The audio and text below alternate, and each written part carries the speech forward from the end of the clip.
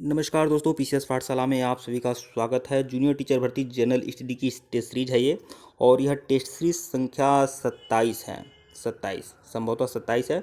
इसके पहले का वीडियो अगर आप लोगों ने नहीं देखा है तो प्लेलिस्ट में जाइएगा। जूनियर टीचर भर्ती जनरल स्टडी के नाम से प्लेलिस्ट बनी हुई है। जनरल स्टडी का मतलब सामान्य ज्ञान, जो 50% आपका सामान्य ज्ञान आएगा जूनियर टीचर भर्ती में, और 100 प्रश्न जो होगा अपने सब्जेक्ट से आएगा। इसलिए जूनियर टीचर भर्ती की यह जूनियर टीचर भर्ती जो सामान्य ज्ञान का टेस्ट सीरीज है वह है। तो इसके पहले का वीडियो नहीं देखे हैं तो प्लेलिस्ट में जाएगा। जूनियर टीचर भर्ती जनरल स्टडी के नाम से प्लेलिस्ट बनी हुई है। आइए सीधे प्रश्नों पे आते हैं, और यह टेस्ट सीरीज संख्या 27 है। विधायी शक्तियों का केंद्र और राज्यों के मध्य वितरण का उल्लेख निम्न में से किस अनुसूची में किया दिया गया है?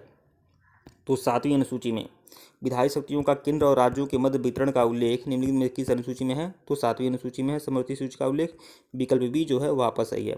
प्रश्न 2 देखिएगा, संघ और राज्यों के मध्य वित्तीय संबंधों की विवेचना की गई है। तो अनुच्छेद 268 से 293 के अंतर्गत विकल्प बी जो है सही है आपका। प्रश्न 3 देखिएगा, प्रश्न 3, तो निम्न में से कौन सा विषय हमारे संविधान की समवर्ती सूची में शामिल नहीं है? तो आपका वन्य जीव एवं पक्षियों का संरक्षण शामिल है समवर्ती सूची में। वन भी समवर्ती सूची में आता है। मजदूर संघ भी आपका समवर्ती सूची में आएगा, लेकिन शेयर बाजार और वायदा बाजार यह आपका समवर्ती सूची में नहीं आएगा। तो विकल्प ए जो होगा वह आपका सही है। प्रश्न 4 देखिएगा, निम्नलिखित में से कौन सा विषय राज्य सूची से हटाकर समवर्ती सूची में शामिल किया गया है? तो उपयुक्त सभी। वन, न्याय प्रशासन, जनसंख्या नियंत्रण। वन, न्याय प्रशासन और जनसंख्या नियंत्रण सभी जो है, यह जब वन, न्याय प्रशासन, जनसंख्या नियंत्रण ये तीनों जो है समवर्ती सूची में शामिल किया गया है राज्य सूची से हटाकर। उपयुक्त सभी, विकल्प डी जो है सही आपका। प्रश्न 5 देखिएगा, निम्नलिखित में से किसने भारत में स्थानीय सरकारों के लिए ओम्बड्समैन की स्थापना की? तो द्वितीय प्रशासनिक सुधार आयोग ने। द्वितीय प्रशासनिक सुधार आयोग ने, मतलब विकल्प सी जो है सही आपका। प्रश्न 6 देखिएगा, निम्नलिखित में से कौन सा विषय समवर्ती सूची का है? तो समवर्ती सूची का कौन सा विषय है? तो आपराधिक मामले जो हैं यह आपके समवर्ती सूची में आएंगे। विकल्प बी। देखिए, यह जो पुलिस जो है राज्य सूची का विषय है, संचार जो है केंद्र सूची का विषय है, विदेशी मामले भी केंद्र सूची का, संघ सूची का है, लेकिन आपराधिक मामले जो हैं समवर्ती सूची के अंतर्गत आएंगे, मतलब विकल्प बी जो है सही आपका। प्रश्न 7 देखिएगा, संघ सूची की विषयों की संख्या कितनी है? संघ सूची की विषयों की जो संख्या है 97 है, 97। प्रश्न 8 देखिएगा, अंतर्राज्यीय व्यापार पर कर लगाने के लिए कौन प्राधिकृत है? अंतर्राज्यीय व्यापार पर कर लगाने के लिए कौन प्राधिकृत है? तो ये होगा प्रश्न नंबर 8 का सी, संसद। संसद प्राधिकृत है। अंतर्राज्यीय व्यापार पर कर लगाने के लिए कौन प्राधिकृत है? संसद। प्रश्न 9 देखिएगा, भारतीय संविधान का अनुच्छेद 249 संबंधित है। तो 249 क्या है? राज्य सूची के विषयों के संबंध में संसद की विधायी शक्तियाँ। अनुच्छेद 249 में यह जिक्र है कि जो राज्य सूची के जो विषय हैं उस पर संसद भी कानून बना सकती है मौका मिलने पर। तो अनुच्छेद 249 में जिक्र है। प्रश्न 10 है, ये विषय जिन पर केंद्र और राज्य सरकार दोनों कानून बना सकते हैं उल्लेखित है। तो वह समवर्ती सूची में है। समवर्ती सूची में जो भी विषय है वह उस पर केंद्र और राज्य दोनों अपने कानून बना सकते हैं। विकल्प सी।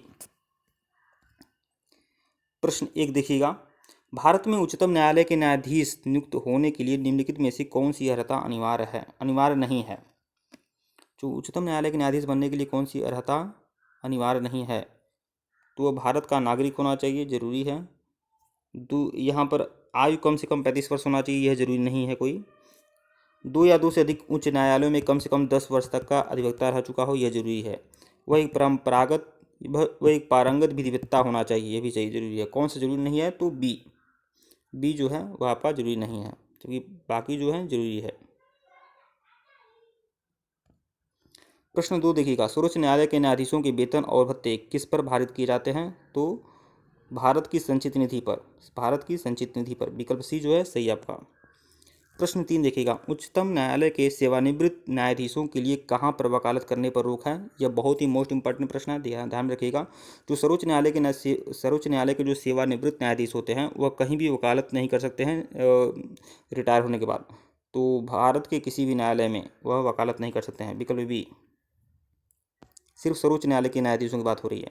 प्रश्न 4, उच्च न्यायालय के न्यायाधीशों को उनका कार्यकाल समाप्त होने से पहले ही साबित कदाचार और क्षमता के आधार पर किसके द्वारा हटाया जा सकता है?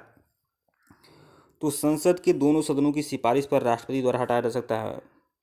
विकल्प सी। प्रश्न 5 देखिएगा, निम्नलिखित में से किस राज्य में मार्च 2013 में उच्च न्यायालयों की स्थापना की गई थी। तो मार्च 2013 में उच्च न्यायालय की स्थापना की गई थी मेघालय में और त्रिपुरा में। मेघालय में, त्रिपुरा में, मतलब विकल्प बी जो है सही आपका 2 और 4। मेघालय और त्रिपुरा में 2013 में, त्रिपुरा और मेघालय में 2013 में उच्च न्यायालय की स्थापना हुई थी। यह संघ राज्य क्षेत्र है और क्षेत्राधिकार मतलब जो ये है, तो देखिए पुदुचेरी का जो हाई कोर्ट है वह कहाँ है, तो वह है पुदुचेरी का जो हाई कोर्ट है वह मद्रास में है। अंडमान निकोबार द्वीप समूह का जो हाई कोर्ट है वह कोलकाता में है। और लक्षद्वीप का जो हाई कोर्ट है वह आपका केरल में है। और दमन और दीव का जो हाई कोर्ट है वह बम्बई में है। इस तरह से आप लोग देख सकते हैं। अगले प्रश्न पे आइएगा। प्रश्न 7 देखिएगा। उच्चतम न्यायालय की प्रथम महिला न्यायाधीश कौन है? उच्चतम न्यायालय की जो प्रथम महिला न्यायाधीश हैं वह कौन है? वह हैं सुश्री एम फातिमा बीबी। विकल्प सी जो है सही आपका। प्रश्न 8। भारतीय संविधान के किस अनुच्छेद के अंतर्गत केंद्रीय प्रशासनिक अधिकरण, जिसे कैट भी बोलते हैं, कि निर्णय को उच्चतम न्यायालय में चुनौती दी जा सकती है? तो अनुच्छेद 323 क। अनुच्छेद 323 क के अनुसार केंद्रीय प्रशासनिक अधिकरण के निर्णय को उच्चतम न्यायालय में चुनौती दी जा सकती है। अनुच्छेद 323 क के अनुसार केंद्रीय प्रशासनिक अधिकरण के निर्णय को उच्चतम न्यायालय में चुनौती दी जा सकती है। तो विकल्प ए जो है वह आपका सही है। प्रश्न 9 देखिएगा। जिला न्यायालय के न्यायाधीशों की नियुक्ति कौन करता है? तो राज्यपाल करता है। विकल्प ए, जिला न्यायालय के न्यायाधीशों की नियुक्ति राज्यपाल करता है। प्रश्न 10 देखिएगा, इस सीरीज का सबसे आखिरी प्रश्न। निम्न में से कौन सी रीट ऐसी है जो केवल किसी सरकारी पदाधिकारी के विरुद्ध जारी की जा सकती है? तो वह कौन सी रीट है जो सिर्फ सरकारी पदाधिकारी के विरुद्ध जारी की जा सकती है? परमादेश। विकल्प बी जो है वो वापस सही है। ठीक है दोस्तों, वीडियो को लाइक और चैनल को सब्सक्राइब करेगा। डिस्क्रिप्शन में लिंक टेलीग्राम का है, टेलीग्राम को बिल्कुल ज्वाइन करेगा। और इसके पहले का वीडियो अगर आप लोगों ने नहीं देखा है तो प्लेलिस्ट में जाइएगा। जूनियर टीचर भर्ती जनरल स्टडी की टेस्ट सीरीज बनी हुई है। सभी प्लेलिस्ट में सभी वीडियो हैं, आप सभी वीडियो को देखिएगा। जो 50 प्रश्न आपके जीएस के आने वाले हैं, सामान्य ज्ञान के आने वाले हैं, उसके लिए टेस्ट सीरीज चल रही है। जल्दी मैं सामाजिक अध्ययन मतलब सामाजिक विज्ञान की टेस्ट सीरीज भी लाऊंगा। धन्यवाद। आप लोग को टेलीग्राम बिल्कुल ज्वाइन करिएगा और चैनल से जुड़ जाइएगा। धन्यवाद।